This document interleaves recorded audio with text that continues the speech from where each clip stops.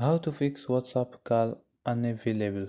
Hello guys, if you want to fix this problem, first step click settings, click apps and notifications, click apps and wait a second for loading. Scroll down for search your app WhatsApp or click here and search. Go to force stop and click OK and go to storage and click clear cache. After these steps, go to this option here and turn on calls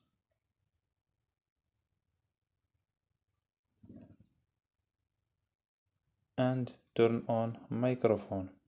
So don't forget like and subscribe. Bye.